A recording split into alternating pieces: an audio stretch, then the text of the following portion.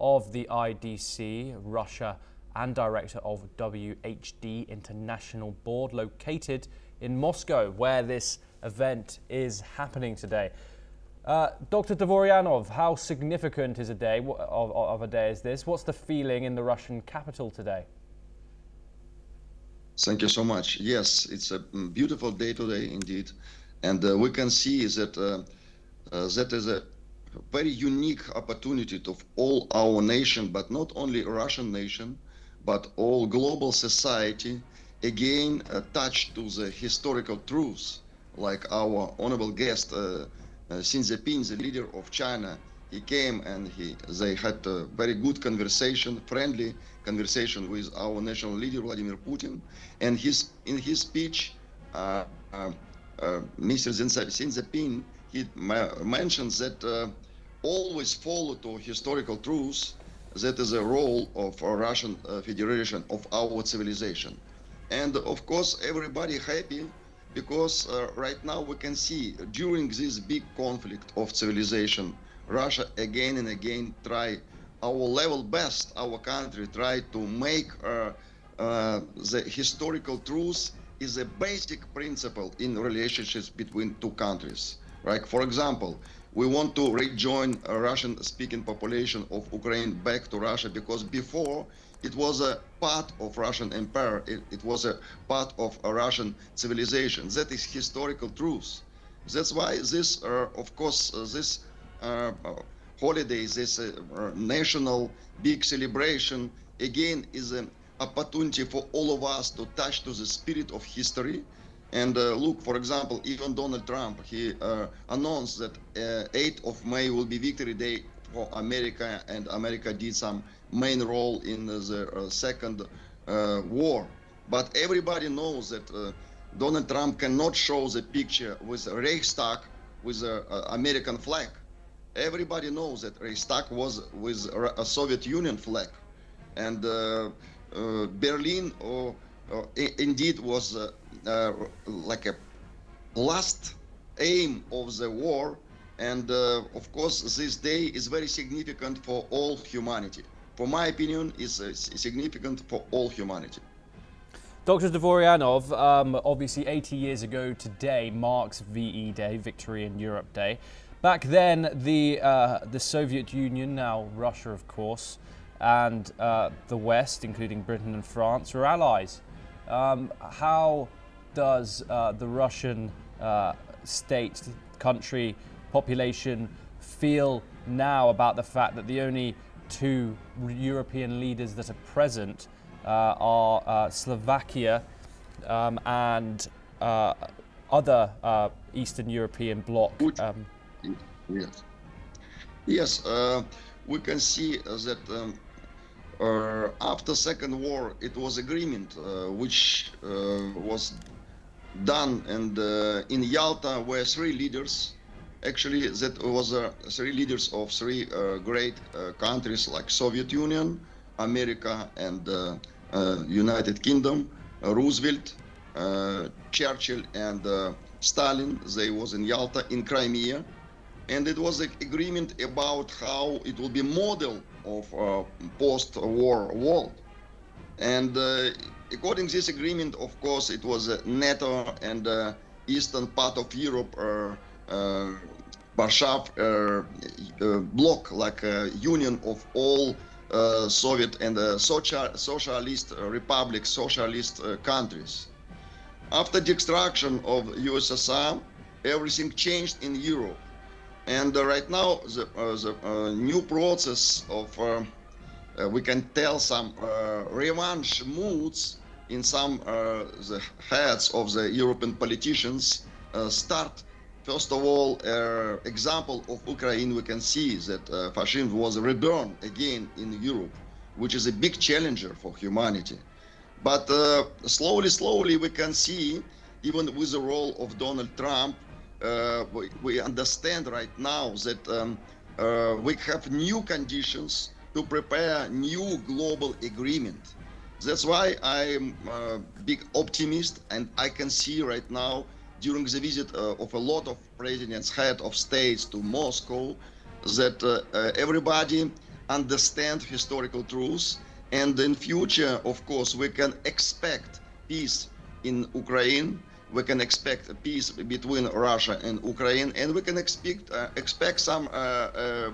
some new global agreement like Yalta II. We can see that repeat of agreement between main countries in this new historical situation. Dr. Dvoryanov, what indication do you have that signals an agreement like this? I mean, looking from the outside, it seems like Russia and Ukraine could it be no nearer to finding a peace deal. Kiev has had alleged over 700 violations of the ceasefire in the first 24 hours. Why should international audiences treat this ceasefire as credible? Yes, we can see that even inside Ukraine, a lot of challenges for Mr. Zelensky. First of all, he should be re-elected. Everybody understands it. He is not legally not allowed to be a leader of country, and it's a question of legacy of the future. It's a question of trust. I can expect it's a lot of you can see movement inside Europe. Look to the election in Romania. Look to the election in Great Britain. New politicians which start their we can tell that right national activity inside the European countries. They understand the role of our national leader Vladimir Putin, and they describe with a new vision how we can negotiate peace with Russia. And of course, that is a question of time only. Right now, to Mr. Zelensky is only one chance to be in power, that is increase violation, increase aggressive action against Russia. But that strategy is not useful at all. This strategy very weak. And of course, that only question of time. I completely believe that it will be peace between our countries on the conditions, very acceptable conditions of Russian Federation, that Russian-speaking population should be joined to us. All regions which already choose to be with Russia will be part of Russian Federation. We should completely delay and remove this Nazi, this fascism movement inside Ukraine. Ukraine should be not part of NATO. Okay. It should be neutral state country. That is a very simple conditions. I just want to say, put some information there that Ukrainian President Volodymyr Zelensky has not scheduled presidential elections, originally due in March of 2024, primarily due to martial law, which has been in effect since February of 2022, because under Ukraine's constitution, no elections can be held during this period of martial law, hence why Ukraine has not held any elections. However, I want to go back to Vladimir Putin's speech where he spoke of Western attempts to rewrite history.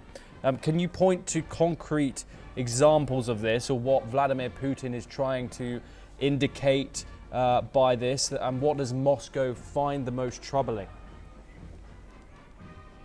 Yes, look, for example, very frankly speaking, we understand, all of us understand that even that decision of Donald Trump to announce 8th of May be a victory day for America in the second World War is not historically reasonable. Because, for example, Donald Trump forgot about Japan, because military of Japan was destroyed after the May. First, it was a capitulation of the Reich, Third Reich, and after that, it was Japan. That's why to announce that United States was a main role in the victory of Second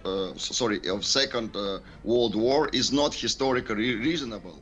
That's why, of course, our national leader that historical truth is a main principle, in relationship between nations. We should not manipulate of the consciousness of the nations. We should be more truthful. That is because it's a question of trust. It's a question of, like we can tell, some historical transparency between leaders. That is most important, for my opinion. Yes, and Dvoryanov, we have nearly 30 foreign leaders at this parade, mostly from BRICS, Central Asia and Africa. Stood with Putin, but no G7 leaders have attended. What does this say about Russia's true diplomatic standing, obviously, while facing sanctions and condemnation from Western nations over the conflict in Ukraine? Yes, we can see that right now this deep conflict between East and West, and the conflict between West and global South is looks very dramatic for us, and that's why we can see that the future of our planet will be changed soon, and of course even that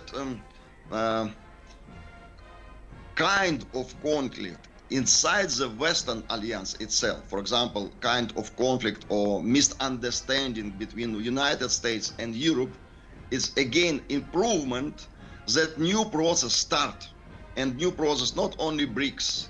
Global South is very active right now. We can see on the parade the president of Brazil. We can see the president of Venezuela. We can see a lot of presidents from Africa continent and South Asia. Of course, Xi Jinping, like a frontman and headliner, representative of Asia, a representative of eastern part of the world. But come again, never and ever in our history, Russian Federation start with some aggressive or war. We never initiate any war in our history. That's why, of course, everybody understands, especially during USSR time, you know very well how USSR support Africa continents. That's why a lot of African presidents which came right now to see the Vladimir Putin, our national leader, they are Russian-speaking presidents. They remember with a very high-level gratefulness and warm feelings some memory about how Russia support Africa continent. We invest to the human capital in Africa continent, and right now is a time where we are receiving feedback. Yes. You see, this is a historical justice. This is a justice. This is a historical truth. I just want to say that critics of that statement, Dr. Dvoryanov, would say that Russia did launch a full-scale invasion of Ukraine in February of 2022. But I'm just trying to balance your statements there. But I now want to move over to the event itself. The man, the guest of honor, leader of the country with the second largest economy in the world, President Xi Jinping, is in attendance, sat next to Vladimir Putin, where China's also at the parade. China's honor guard marched for the first time since 2015, quite a statement. Does Moscow view Beijing as a military ally or a simple symbolic partner? Thank you for your beautiful, very professional question. First of all, slightly about balance. Well, it was not invasion of Russian Federation to Ukraine. It was a special operation. You know this very well, that historical truth, that start from 2014, Ukraine put so much and big aggression. They killed people in the eastern part of Ukraine, in Donbass. We have a lot of human rights activists from Europe. It's not Russian human rights activists, from even French, French human activists from France. They confirm that it is completely aggressive, anti-human behavior of Ukraine. That's why it was not invasion, it was special operation. But come again to the chief guest, to the honorable guest, Xi Jinping in parade. Of course, it's confirmation of our strong relationships with our neighbor, with our partner, China, which is a traditional country. And why we have similarity, some kind of chemistry between our leaders is most important. Because our leaders, that is ancient civilizations with our own tradition, history, vision, and mission as well. That's why we completely understand that in such kind of complex problems and during the modern age, modern history, we should support each other. That is a win-win situation. And that not only question that Russia giving some resources, natural resources to China, and China can support Russia in the military field. It's first of all should be dialogue in ideology of our countries. And of course, China is not democracy. I don't know is it really second or first economy, but we can see right now potentially is #1 economy. According to the role of the China today is #1 economy. Frankly speaking, we understand it. Look to the all the type of the economical activity. China is #1. Is a big challenger. That's why for our national leaders, first of all, it's most important to increase our understanding of traditional value. How to our nations be really in friendship mood, in this dialogue of civilization, to understand each other, to support each other. That is most important. Yes, and I finally wanted to ask you about the statement from Vladimir Putin, where he praised a multipolar world and where these foreign guests all applauded. What concrete policy shifts, including trade, currency, and security, should we expect to see that to turn that rhetoric into a reality? Thank you for this amazing question. So important question for all of us. Because see, our national leader Vladimir Putin, he is very dedicated to his mission. This question related to his historical speech 2007 in Munich. Of course you know this about Munich speech of Putin, when he start to manifest his vision, how we can handle all these problems around us with a so aggressive appetite and mood of the Western Alliance to eat all the resources of eastern part of the world. He told it should be some equality, it should be some understanding, because in front of the face of God, he's looking for us. We should be human nation, not like a barbarian, you know, very educated but barbarian in our behavior. That's why, of course, multipolar world is a model. Actually, it's a philosophical point of view. It's a spiritual point of view. It's a moral and ethic point of view. Everything that is a big contribution of our national leader for the future of the planet. That is again, he was chosen by God to act like this. He was chosen by history to improve and to correct all other Western leaders, to touch their mind, their heart, for understanding that every nation in the world have their own rights to be present in our prosperity, harmony, and peace and love. Dr. Sergei Dvoryanov, thank you very much for joining us. That wraps up our coverage on Moscow's Victory Day Parade. We will bring you all new developments in regard to this and all the diplomatic meetings that are sure to follow. Thank you very much for joining us.